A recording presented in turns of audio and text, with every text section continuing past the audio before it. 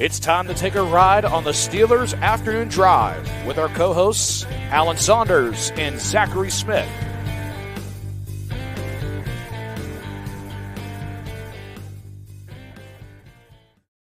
Welcome back to another episode of Steelers Afternoon Drive. I'm Zachary Smith. That is Alan Saunders. Alan, how we feeling?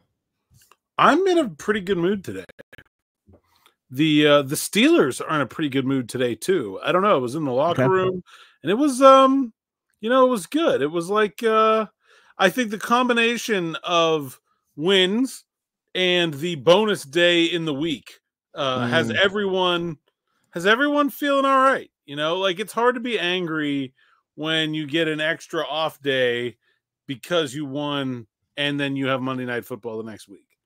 And this time, there's not even a downside to it because they're on the bye after the Monday night. We don't even have the crammed week on the other side of it, which brings me to this thought, which I want to bring up to you.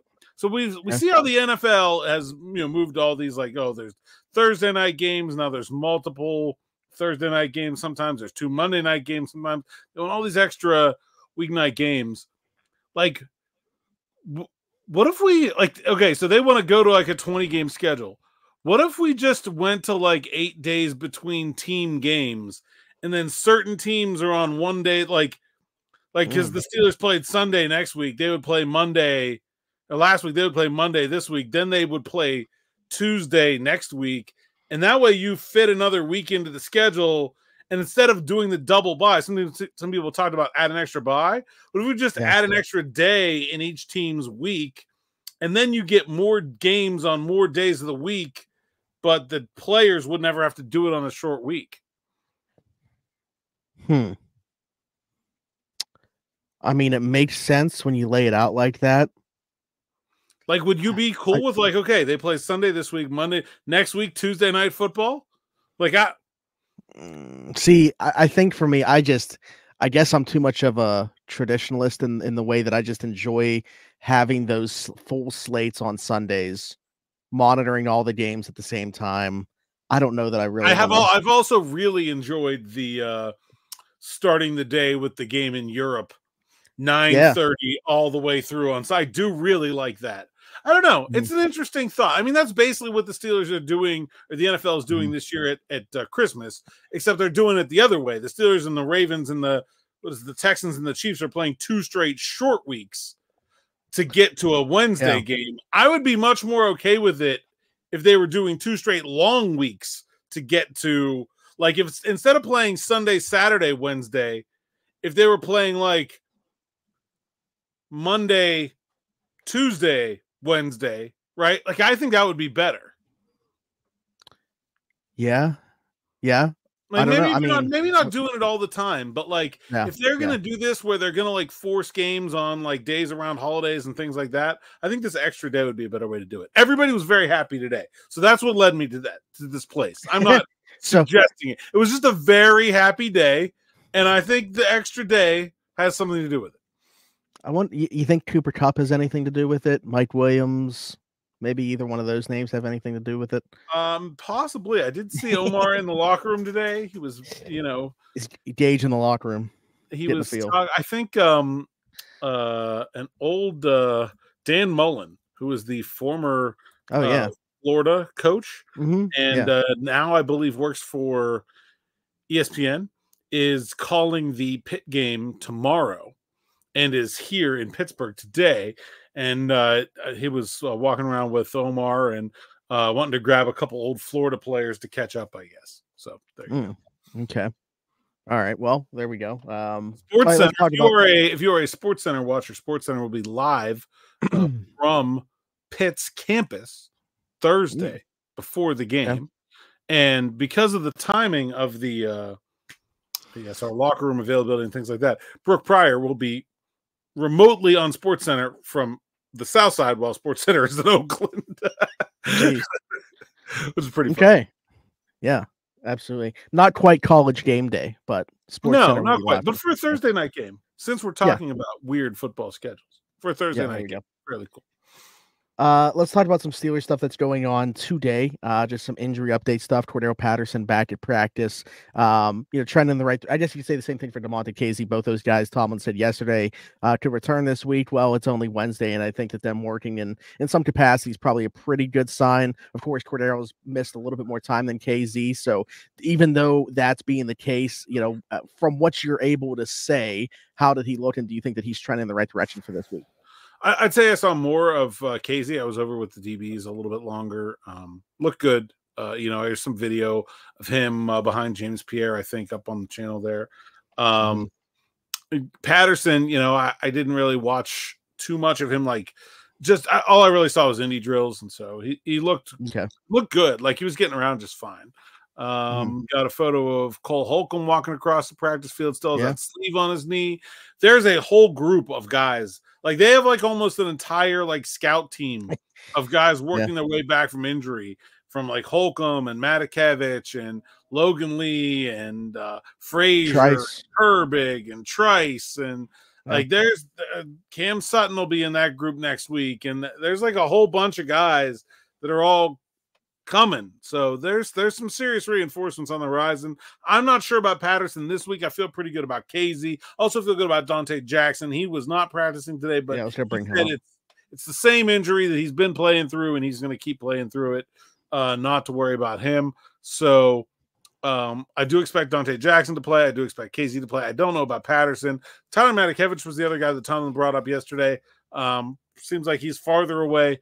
So that whole group seems set on like a week.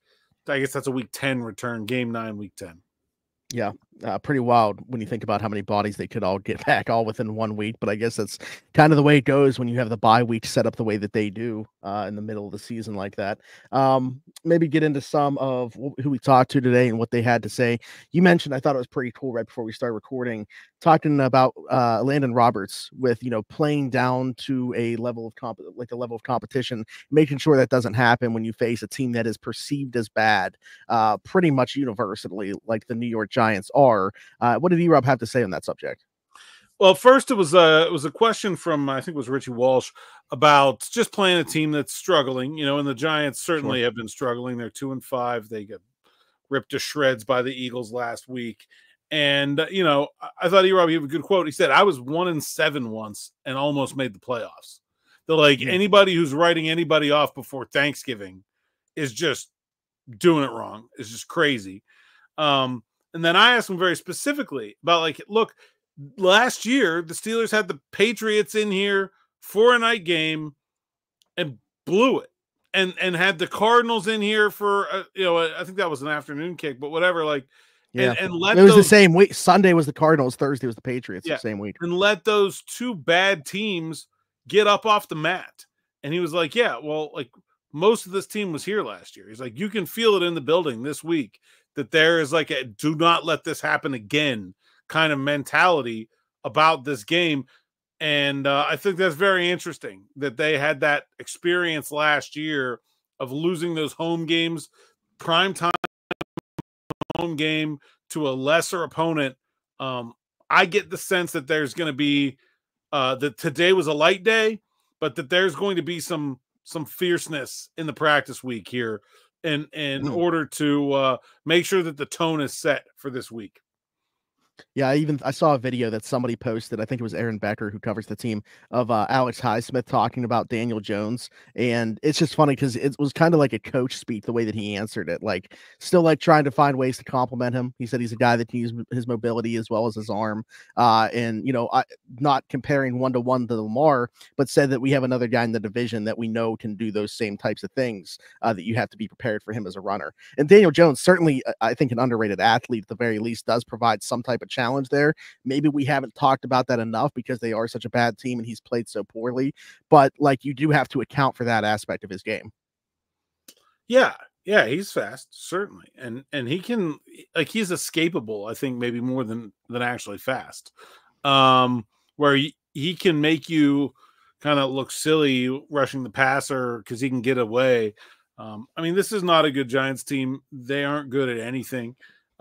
Negative 50 net points. I think only the Panthers Patriots. There might be one or two teams that are worse. Bottom 5, certainly, in net points. They don't have a lot of talent in a lot of places. They're banged up on the offensive line. I don't think their backs and receivers are very good. Did talk to Pat about Theo Johnson a little bit, Penn State tight end, who I like a good bit. I think there's, Lawrence in the middle of the defense. Burns is a good player, but they kind of stand out because the rest of this team is so muck. And I think that's how you like. Last week, the Steelers were playing a good team that hasn't been playing well. And I think there's a different challenge when you are just looking at the roster and like, these guys stink. I think it's hard to get yourself up for that kind of game. I had to look at, the points for, points against, and the differentials here just to take a glance. I mean, Carolina's minus 133 already at this point in the season. Nobody else is more than minus 76, which is the Patriots. The Giants are here at minus 50, but the Browns are minus 53. The Raiders are 59, as well as the Dolphins. Okay. So, I mean, they do have like a decent win over the Seahawks. Like, it's not like they can't beat you. But the talent isn't there. I think that's clear, right? Like you can lose, and I think that's a good point by E-Rob, is that like you can lose to anybody in the NFL any week, but this is not a team whose talents should be scaring anyone. Like even when healthy, right? But they're missing two of their top 5 players, and getting Malik Neighbors back most likely certainly help that cause. But without Thibodeau, rushing opposite of Burns, without Andrew Thomas, who's one of the best left tackles in football, like I mean, we saw what that offensive line has looked like without Andrew Thomas. Because they actually started off the season pretty decent in that respect, and it's just gone downhill since then. So. Yeah, I mean, it is an interesting challenge. That's great perspective from E-Rob. Anybody else or anything else from any conversations today? Let's see. No, I mean, I think you mentioned he talked to Pat. I mean, you knew nothing was going to come from that one, but I did talk to Pat. I think the interesting part about the conversation with Pat was the fact that like they still don't feel like they played that well in the first half, and especially the first quarter of that game.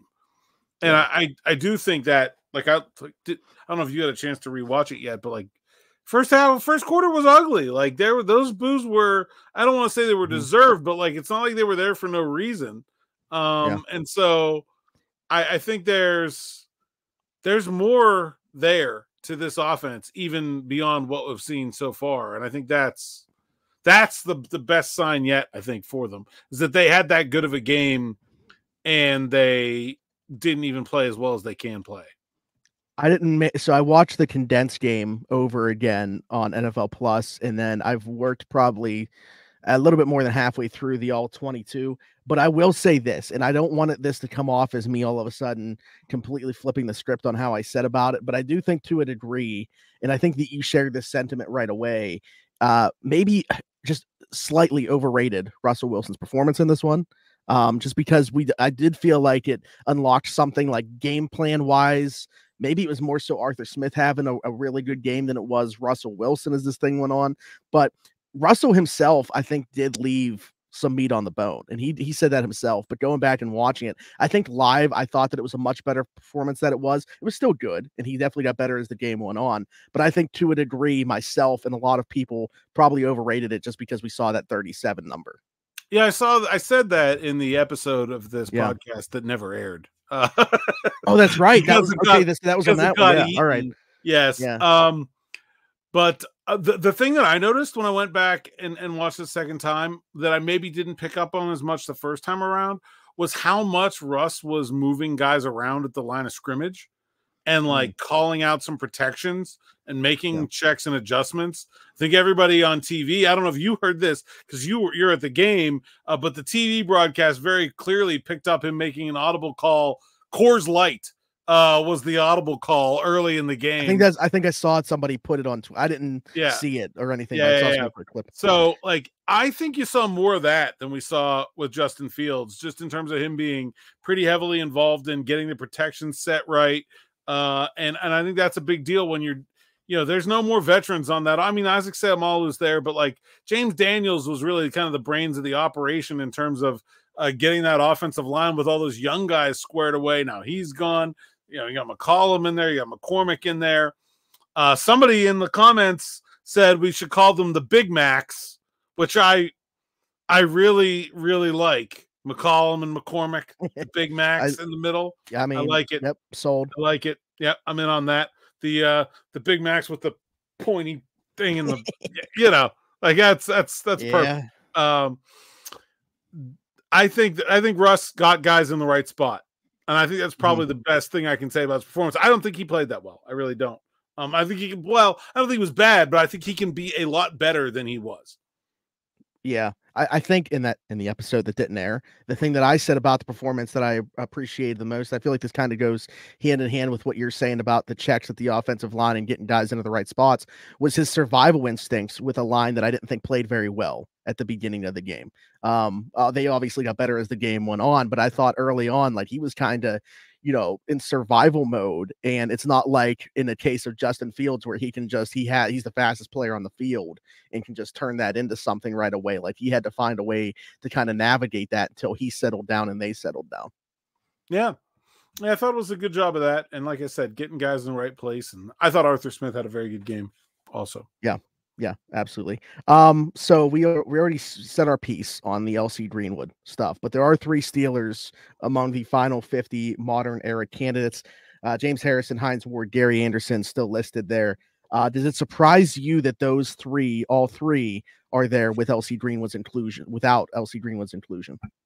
I mean, I'm a little surprised that Gary Anderson's there. I don't really know that there's been like this big push to get him in the Hall of Fame. I mean, I think he's a good kicker. He was like never really the best kicker, and I think that probably holds him back. He was like one of the best kickers for a really long time.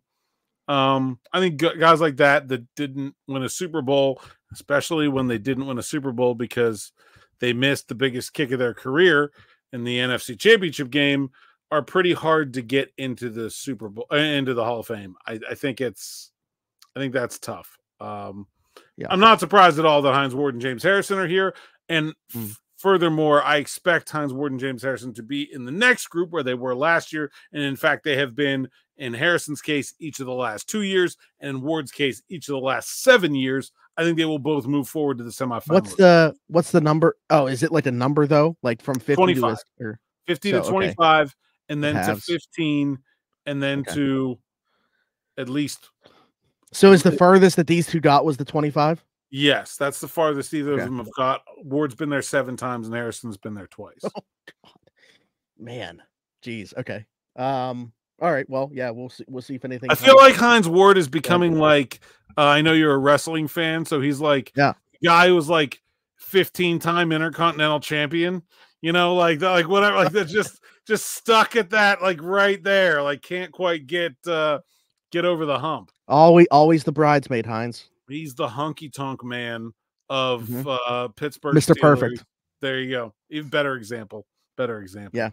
Mr. Perfect, Kurt Hennig. All right, moving on from that, we get another receiver trade, Alan. DeAndre Hopkins, who we talked about on here because it seemed like kind of all the buzz was that he wasn't going to be moved. Like all the national insiders, like he likes it in Tennessee, especially after Traylon Burks goes down. He'll probably just stay put. They want to be able to evaluate Will Levis in that offense, and going to be hard to do that if you move this piece. DeAndre Hopkins gets traded to Kansas City, and when you look at what he was traded for, like there's been some kind of things going back and forth about whether there was any interest from the Steelers, depending on what you hear and who you want to believe. But for that price, that's going to sting a little bit, I think, for Steelers fans to see him go to Kansas City of all teams for what he went for. Yeah, there was like very little buzz. It seemed like there was relatively little like sort of cup banging about trying to find more suitors for him. I don't understand this. The Steelers should have been in at that price. Let me just say that. Conditional fifth, it becomes a fourth. If you win the Super Bowl, people are going to say, oh, but the Steelers can't trade their fourth. Sure, you can add a condition there. If the Steelers don't have their 2025 fourth, then you make it a 2026 fourth and a seventh next year, right? Whatever. There's ways around that. Also, if you win the Super Bowl, who cares how many draft picks you gave up to? Like at that point, whatever. Make this condition, if you win the Super Bowl, it's a freaking second. I don't care. Like, that's not good value, but you won the Super Bowl. Whatever. Right. And so, like, yeah, would you trade the second round pick for winning a Super Bowl? Like, yeah, you would. Okay, so, like, don't worry about that. They easily could have played in that value range for this player. I understand he's playing through a knee sprain. Maybe that's part of the trepidation. I don't know. But this is a good player. He's a better player than what the Steelers have. He's 25th in ESPN's open score. He certainly can still separate. He provides that deep threat that the Steelers need opposite George Pickens. I don't know what there isn't to like about DeAndre Hopkins. I don't know what there isn't to like about that price. I cannot understand why the Steelers weren't involved here. Yeah. I mean, that's the thing for me is the price, right? Because I understand he's not the same player that he was before, but to your point, I don't think he's totally washed either. People were throwing at me, he only has 15 catches on the season or whatever. And it's like, man, he plays a position that's directly attached to how well somebody else is playing. And they're not getting very good play from their quarterbacks so far this season. Again, with the knee thing as well, I don't know how that's going to continue to progress. Does he get better or worse as the season goes on with him playing through that? I'm not sure, but at least if he would have came to the Steelers, he would have had a bye week coming up in a week to just kind of, take some pressure off that if that were the case. I don't know. But either way, yeah, for that price, it does kind of sting, especially because it's Kansas City as well. That is the team that acquired him. Yeah, and you kind of hope that, like, if you're the Steelers, you knew Kansas City was getting a wide receiver, and you knew that the Browns weren't going to trade with you, so kind of maybe hope that, like, those two things, like that, now, like, Kansas City's taking one you could have got, the one you couldn't get went to the Bills. It's tough. I think, and look, Cooper Kupp is still out there. We talked about him a lot yesterday. I know DB's working now the odds-on favorites. I know. Now DB's working on a piece, and I'm looking at other guys. We talked about Mike Williams. I still think that trade makes too much sense to say no to, but it also hasn't happened yet, and I don't know what they're waiting for. So, I want to bring up a name to you that I asked somebody about, and it's like they already traded a receiver, but like, would Vegas trade Jacoby Myers? Do you think? And if I don't know, like, he would be perfect. I would absolutely love Jacoby Myers. We've talked about Darius Slayton a bit. I don't know if the Giants will trade him, but I think he would work quite well. It seems like, a guy like Adam Thielen might be available. I'm not personally, like, super interested in that kind of move. Turns 35 next year. We talked about Kendrick Bourne, coming back from the injury. I think he would have to show some people some things before he would be a legitimate option. But I'm at the point where, like, they got to do something. I think the fan base is that, like, basically I've been telling people, like, Cooper Kupp is not a very good fit for the Steelers offense. Like, and you're not going to get, I mean, first of all, Cooper Kupp's, like, best years are well behind him. He's 31. I don't think people realize how old he is, and he hasn't been healthy in about 3 years. But, like, he is not the kind of receiver that the Steelers offense wants. But, like, I literally had someone reply to me and I was like, at this point, I do not care. Just, like, get somebody. That's honestly, yeah, like that. Was that me? Because I kind of fall into that same bucket at this point. And I have, like, people and don't get me, I'm sure people that are watching or listening to the show share this opinion too. I had somebody reply to me and was like, do you really feel like they still need a receiver after watching what they were able to do Sunday night? And I'm like, what? Hell yes. Hell yes. What are we talking about? Like, it was one performance. And again, like, I think that the playmakers had their best day, but it's not like you're talking about one catch from Kavanagh's, 2 catches from Van Jefferson. I'm telling you, the defensive coordinators are watching that game and saying, not to us, they're not. Not to us, they're not. There are going to be 2 dudes on George Pickens every snap of this game. Every snap. They're going to take it away. They're going to take it away. You put that on tape, and the next thing that happens is somebody finds a way to take it away, and the Steelers don't have the next answer. They don't have the next chess move after someone takes that away. Then what? You throw the ball to Van Jefferson, Calvin Austin, Scotty Miller 12 times a game? See how that goes for you. No, I like that. Yeah, teams are going to have a punch. Are the Steelers equipped to punch back? And I don't think that they are without another receiver. I want to get a couple questions in here because we actually got a $10 super chat on yesterday's episode, and we were both, like, dumbfounded by the fact that could happen because we thought that was like a live stream only type thing, but apparently not. We got one, so we appreciate this, Steven. But he said Najee runs so much better when the QB is under center. Do you think that we start to see more of that? Yeah, I think you did see more of that. I think you have a couple things going on here. One, I think Russell Wilson operates under center a lot better than Justin Fields does. We saw Justin Fields have numerous snap issues over the course of the preseason and the regular season with multiple different centers. And it's been a thing that has been a part of his career all the way through his time in Chicago. Russell Wilson seems perfectly comfortable going under center. It is the thing he's done more often than not over the course of his career. You probably lose something in the passing game when you're taking a quarterback the size of Russell Wilson and putting him under center. But if you're going to run a bunch of play action, I don't think it matters that much.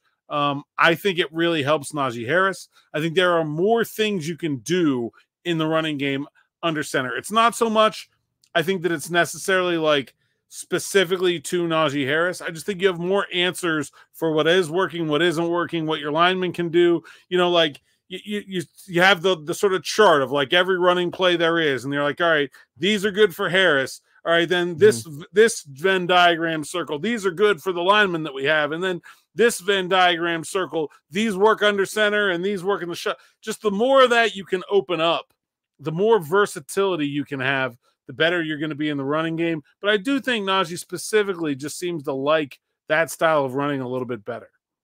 Yeah, no, absolutely. I think that was well put. How do you feel like Jaylen Warren ties into this conversation, just for the sake of putting it? I know the question didn't bring him up, but just your opinion. I think Jaylen Warren is more of that shotgun runner, like that zone shotgun, very like sort of, you know, modern spread offense look is what he is best at. The Steelers don't run a ton of that, but there will be games where they need to get into that.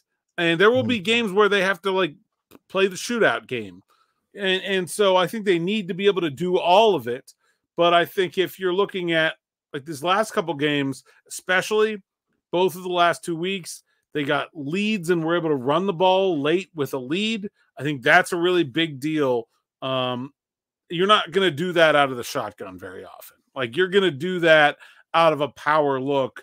And I think the fact they were able to do that is really a strong sign for this running game, which I thought all along was going to be a strength of this team. The other thing I want to bring up is I need like a tin. I don't have a tinfoil hat. I just have a black golf hat. Pretend it's tinfoil. Use your imagination. This is tinfoil. Najee Harris. Remember, it was reported that by me that Najee Harris had an elbow brace on in the locker room early in this year, and someone said something about, hey, remember like that a couple of years ago when Najee Harris had like a plate in his shoe and didn't tell anyone, and like then all of a sudden like halfway through the season took off.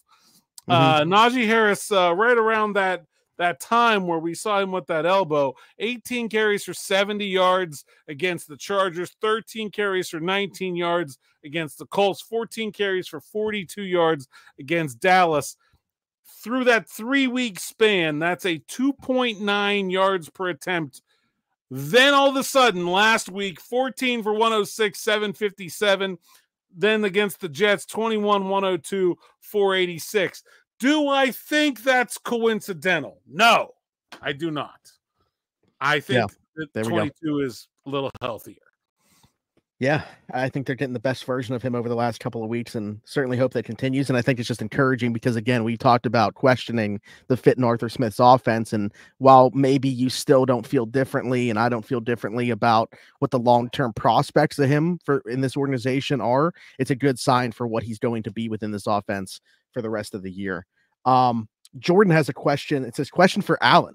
But I like this, Alan. We've been doing this podcast for 15, 16 months going on, something like that, every weekday since last July.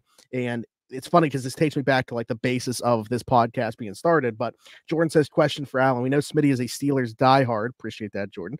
A lot of time media members are simply employed to cover a team as a way to earn a paycheck. Do you, Alan, consider yourself fan of the Steelers, fan of another team, or just a guy who knows ball getting a check to talk about a team? Yeah, it's a good question. I feel like we've answered this before, but I'm willing to take time to clear this up anytime it comes up because I think it's important.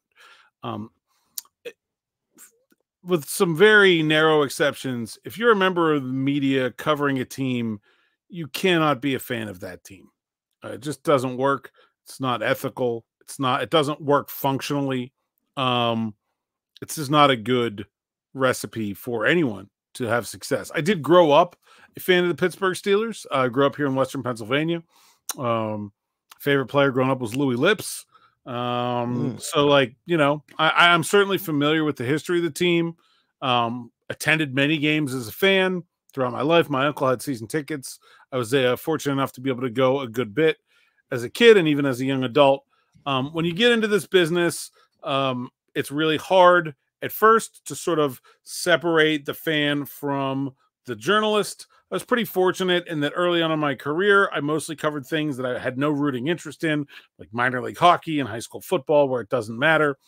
And then as you become a professional, you learn, you know, first how to separate those things. And then, like, frankly, the fan is just dead. It just doesn't exist anymore. Like, you guys see probably, maybe not as much as exactly goes on, but you see how contentious the relationships between reporter and player, reporter and team can be from time to time. There have been just as many teams I've covered and people I've covered that I really, really wanted to lose every game as I really hoped would win. They are good relationships and there are bad relationships, just like anybody has with anybody they work with. And so, no, I am not a fan of the Steelers. You could not be a fan of the Steelers and fairly do my job. And so, no, I'm a professional and I am not a fan, and those two things have to be separate. But so I guess you kind of fall into that third category that he threw in there. But the one thing that I will say, and I don't know that he meant it this way, Jordan, because he was asking a question. I think it was generally him trying to find an answer on this. But like, it's not like you're just doing this simply to collect a paycheck. And like, there's part of that. Yeah. No, like, you have to really love what you're doing to do this job. It's really difficult. Like, the hours are absurd. The pay is not good. The checks are small. Let me tell you that. And so nobody's in this for the money. Let me tell you that. Like, I do love football. I love sports. I could not be a journalist that covers house fires or politics or like something like that. I don't love it enough to do the job as hard as it is. But I do love football. I love sports. And so you have to have a passion for the thing that you're covering without a rooting interest. And I know that is a very difficult thing for people that have been fans their whole lives to grasp sometimes, but it becomes pretty easy. Part of my job is that there needs to be someone to be an independent voice of the team to say, hey, here's what the team said. No, that's right, or that's wrong. Here's what the fans are saying. No, that's yes, that's right, or no, that's wrong. Here's what the league is saying. No, that's right, and no, that's wrong, or yes, that's right. And the ecosystem of the fans and the teams and the sport does not move forward without those independent voices. And so you become a part of the process, a cog in the wheel that is an essential piece. I'm not saying I'm essential, but I'm saying independent journalism in general is essential. And like, we know that coaches lie. We need reporters to say when they're lying. We know that the league has been corrupt and covered things up, and we need reporters to say when they are. And we know players are not always truthful and sometimes do bad things, and we need an independent voice to be able to say when they do those things. And so I think you have a job to do. You become a part of the ecosystem of the sport, and so you care about the end result. What's good for the sport, what's good for the game, what's good for the audience. I care about my audience a lot. I hope that they are the most informed audience out there. And so those are the things that you care about. That's where you get the passion for what you do, as opposed to whether or not the team you're covering wins or loses. And you do absolutely need that passion, or it is not going to work, because the things we are required to do are somewhat crazy at times.